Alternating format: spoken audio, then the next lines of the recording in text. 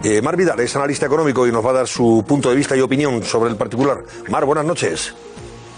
Buenas noches, ¿cómo estamos? Bueno, pues aún así, fíjate, a pesar de lo que dice Bruselas, a pesar de lo que auguran el Banco de España y este organismo independiente, el AIREF, que por cierto presidió quien hoy, o dirigió, quien hoy es el ministro de las pensiones, el señor Escrivá, dice que no se cree absolutamente nada, que los que están desfasados son ellos, que las cuentas del gobierno son perfectas. ¿Tú qué opinas?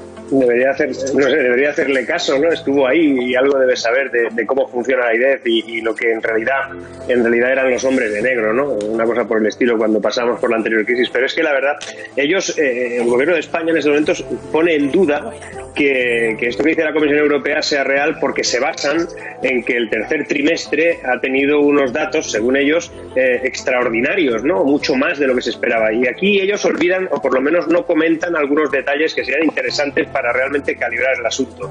Cuando el PIB ha pegado esta subida intertrimestral tan importante, que rozó el 16 y algo %, hay que saber cómo se calcula ese trimestre. Ese trimestre se calcula con los datos reales de julio, los datos reales de agosto y una previsión, una media que se hace con los datos de julio y de agosto y se aplican a septiembre. Claro. Septiembre, todos sabemos que septiembre se derrumbó y realmente ese 16,7 ya es malo de origen, o sea, no es correcto. Además, cuando habla de que el empleo y tal, han sido unos datos buenísimos también la EPA, pero si la EPA está intervenida, el mercado laboral está intervenido. Además, el único lugar donde se crea empleo neto es en el empleo público. Durante el último año se han destruido 800.000 puestos de trabajo, pero se han creado 165.000 en el sector público. Así también yo genero empleo. Y además resulta que España ha decidido tomar una serie de medidas que son las únicas del mundo. Es decir, España es el único país que va a subir impuestos. Y esta es la fábula esta del tipo que va por la autopista y le dicen, oye, que vas en contradirección. Dice, no, van todos los demás. El tío iba en contradirección. Pues esto le está pasando a España. Bueno, Mar, ¿y por qué Bruselas augura los peores datos económicos a España? Todos los países están sufriendo la pandemia, unos gestionan mejor que otros. Aquí la verdad que la gestión pues ha sido muy controvertida, está siendo muy contestada y criticada, pero es cierto que desde el punto de vista económico España es el país que más está sufriendo las consecuencias de esta crisis sanitaria. Entonces, esa previsión que hace Bruselas de una caída del 12,7%, si no recuerdo mal, ¿no?, de la economía, o 12,4% de la economía, es una barbaridad, durante todo este año 2020, no parece descabellado a tenor de cómo se está comportando la actividad económica en España, ¿no? Porque está caída totalmente. Eso hay que darse una vuelta por las ciudades, por los polígonos industriales y por muchos sitios. Está todo paralizado. Y bueno, yo estuve en Canarias esta semana por trabajo y te lo dicen, ¿no? Y nosotros tenemos un poquito mejores datos, estamos intentando crear corredores, pero esto es un medial, la cosa pinta fatal. Y la verdad es que cuando hablamos de la crisis que viene o la crisis que ya estamos, yo creo que habría que dejar de hablar ya de crisis, porque lo que viene es algo inédito. O sea, seguramente no sabríamos llamarle de algún modo determinado depresión, recesión, no lo sé, pero esto no tiene referencia anterior, no se puede comparar con el 2008. El motivo por el cual estamos en crisis es inédito. La duración va a ser desconocida. No hemos estado nunca aquí. Además, no sabemos cómo enfrentarnos, no sabemos cuánto va a durar. Estamos entrando en zona desconocida y al frente de esta historia tenemos alguien que determina que tenemos que mantener un modelo productivo como podamos, que hay que ayudar solamente desde el punto de vista de escudo social, hay que dejar caer las empresas. Resulta que a las empresas se les solicitó que se pusieran en manos de las ayudas del gobierno y no eran más que ICOs, es decir, préstamos que van a tener que devolver empresas que ya están, muchas de ellas, en escenario zombie, es decir, empresas que ya no tienen capacidad de poder sobrevivir a todo esto. Nosotros tenemos un problema gravísimo y es que las medidas que se están tomando son todo lo contrario al planteamiento que está haciendo pues nuestro entorno, los países de nuestro entorno, los países que decidieron bajar impuestos, ayudar a las empresas con ayudas directas a las empresas y evidentemente salvaguardar temas puramente sociales, pero es que tenemos un problema, nuestro modelo productivo se ha derrumbado, es que vamos a perder 140.000 millones de euros que en gran medida tienen que ver con servicios, con turismo y con un modelo productivo que no se monta de nuevo en 2 días, va a caer el consumo, va a caer la inversión, cae todo tipo de elementos que pueden generar economía y sin embargo solo incorporamos elementos de gasto, vamos a aumentar muchísimo el gasto público que al final también hay que pagarlo.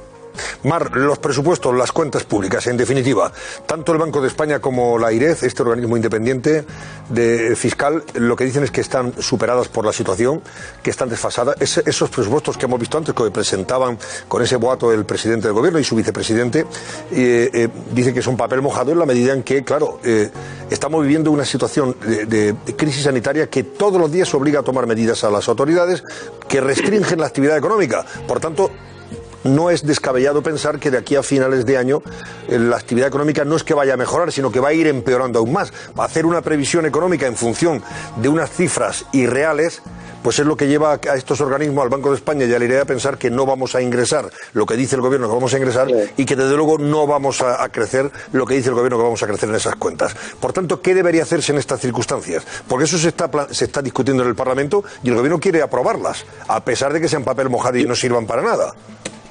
O sea, estos presupuestos, evidentemente, son unos presupuestos que en estos momentos, bajo el escenario de incertidumbre en el que estamos, no pueden ser factibles. Es que además ya sabemos que no se van a poder cumplir en gran medida, que no corresponden a la capacidad de ingresos que va a tener nuestro país, con lo cual, es más, o sea, estamos hablando de una caída de 140.000 millones y estamos hablando de poner en marcha acciones por valor de 25.000 millones, que si se hiciera muy bien durante el 2021, iría muy bien, porque podría derivar en otros elementos de la economía y acaban multiplicándose, ¿no? El problema es que España ya ha demostrado siempre que es incapaz de desarrollar las ayudas que le vienen del exterior. O sea, nosotros no hemos puesto en marcha ni el 40% de los fondos de cohesión que se nos han ido trasladados. Tenemos créditos por gastar, para que nos entendamos. Con las ayudas europeas no hemos sabido ejecutar. Tenemos un problema de gestión directa de esas ayudas. Y tengo dudas de que esos 25.000 millones se pongan en marcha. Pero es que tengo más dudas de que seamos capaces de pagar todos los impuestos que nos van a pedir. Es decir, cuando dicen que solo van a subir impuestos a los ricos, ¿no? O, bueno, ellos llaman ricos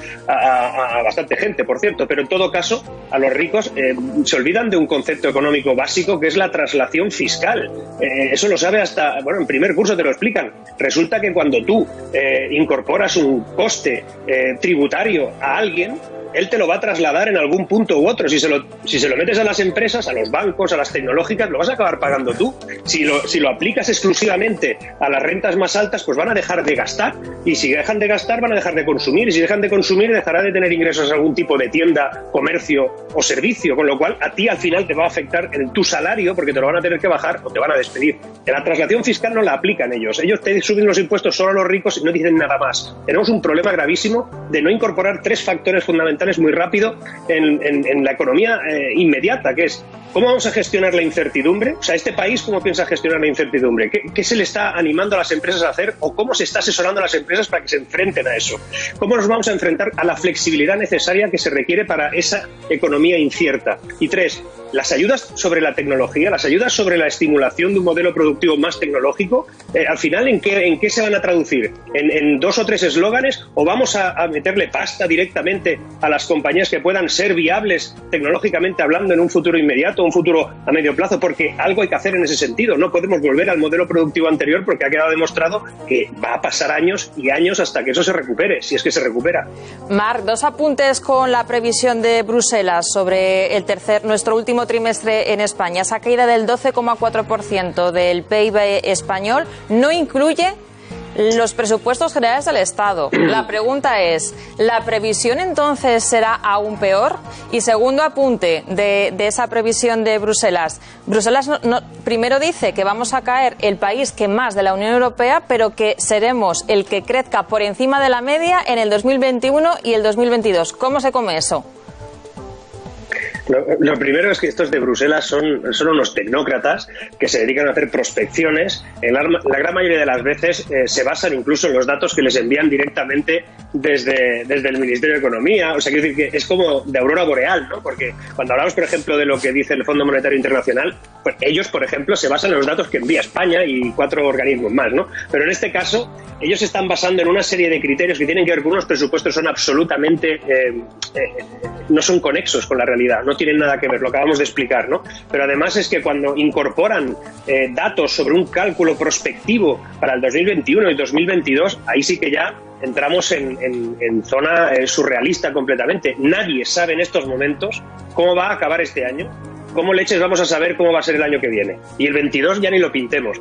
Es imposible saberlo. Por lo tanto, las políticas que se tienen que adoptar desde el punto de vista económico para ayudar a las empresas, que finalmente ayudarán a los trabajadores, es cómo gestionamos la incertidumbre, cómo se generan presupuestos o ayudas flexibles y cómo se estimula el cambio de modelo productivo en países que tenemos un problema, que cuando hay algo como esto, cuando hay una crisis, tenemos una destrucción masiva de empleo inmediata, porque nuestro empleo tiene escasa complejidad. Nuestra economía es de escasa complejidad, lo hemos explicado alguna vez, y eso es el tema a cambiar. Nosotros no vamos a poder cumplir ni un solo número de lo que nos están planteando, ni uno. Va a ser peor.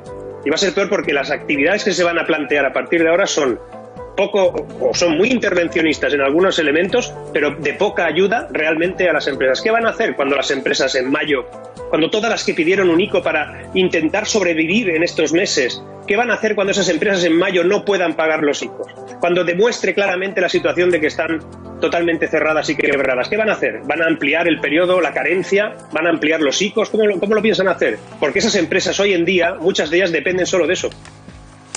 Marc Vidal, analista económico. Gracias y muy buenas noches.